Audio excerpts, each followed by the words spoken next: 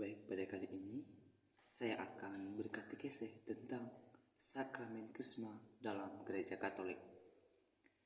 Sakramen Krisma atau juga dikenal sakramen penguatan adalah salah satu sakramen inisiasi dalam Gereja Katolik yang melengkapi rahmat yang diterima dalam sakramen baptis. Dalam Krisma, umat menerima pencurahan Roh Kudus yang memperkuat iman mereka, memberi keberanian untuk menjadi saksi Kristus, dan mempererat persatuan mereka dengan gereja. Sakramen ini memberikan rahmat khusus yang memampukan umat untuk menghadapi tantangan kehidupan dengan iman yang kokoh dan semangat dalam pelayanan. Dalam upacara Krisma juga umat diurapi dengan minyak Krisma oleh uskup atau wakilnya. Dan pengurapan ini menandai penerimaan Roh Kudus secara penuh. Sebagai contohnya, seorang siswa yang telah menerima Krisma mungkin merasa terdorong untuk menunjukkan sikap kasih dan pengampunan kepada teman-temannya yang berselisih. Mencerminkan nilai-nilai Kristiani dalam kehidupan sehari-hari.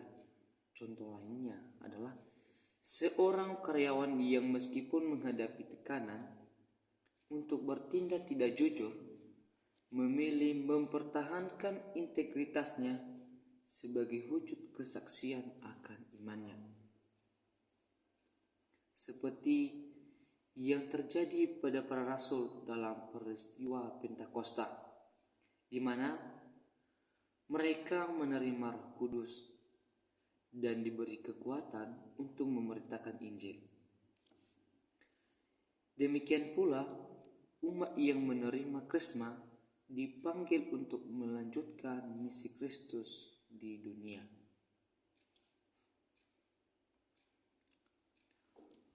Makna mendalam dalam sakramen Krisma terletak pada panggilan untuk menjadi saksi iman yang hidup, di mana Krisma memperkuat umat untuk hidup dalam buah-buah Roh Kudus, seperti kasih, sukacita, damai, kesabaran, kemurahan hati, dan penguasaan diri.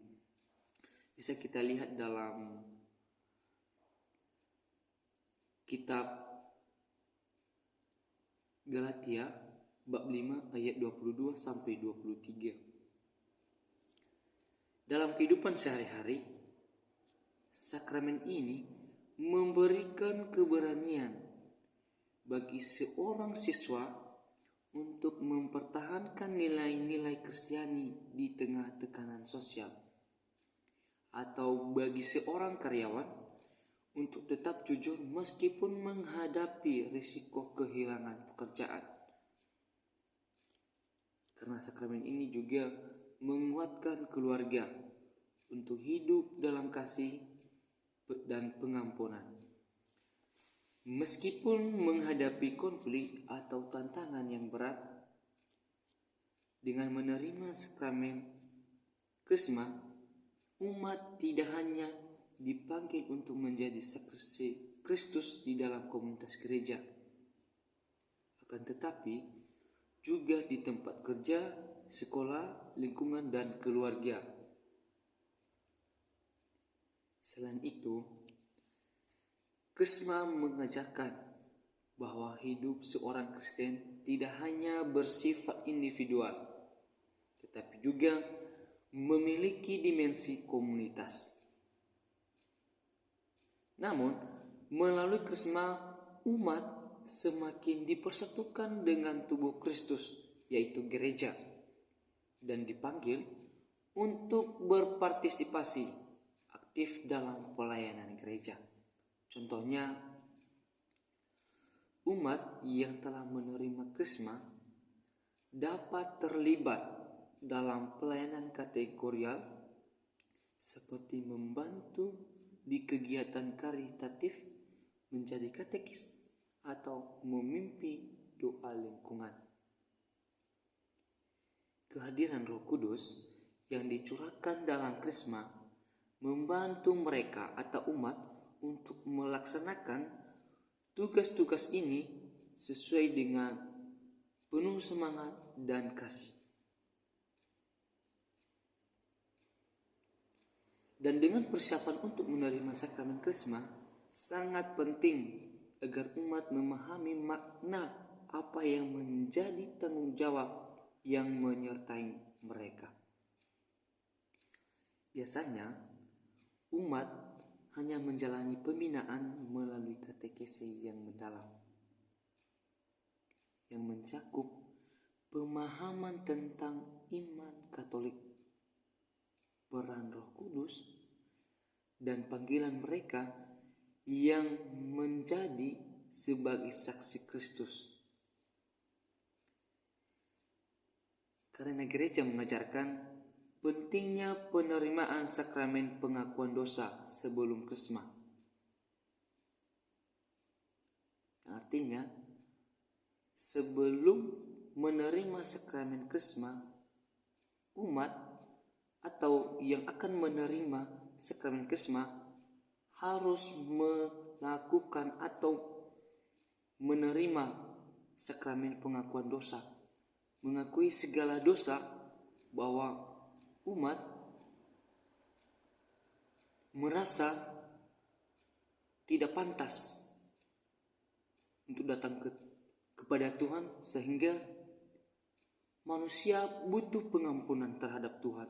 Sehingga dikatakan di sini tadi bahwa gereja juga mengajarnya penting penerimaan sakramen pengakuan dosa sebelum Krisma, sehingga agar umat atau hati umat bersih dan siap menerima rahmat Roh Kudus. Dalam penerimaan Krisma, kata-kata uskup, terimalah Roh Kudus, yang menjadi penegasan bahwa Roh Kudus hadir dan bekerja dalam hidup umat yang menerima sakramen ini. Kehadiran Roh Kudus tersebut memberikan rahmat pengudusan yang memampukan umat untuk hidup dalam kekudusan dan menjadi terang bagi dunia. Nah, dengan sakramen Krisma, umat dipanggil untuk menjalani hidup yang berbuah dalam Roh Kudus dan bersaksi tentang kasih Allah kepada dunia. Oleh karena itu, marilah kita menyadari rahmat yang besar yang diterima melalui Krisma dan menjadikannya kekuatan untuk hidup dalam iman, harapan, dan kasih. Dengan demikian, kita dapat menjadi saksi yang sejati dan setia bagi Kristus dimanapun kita berada.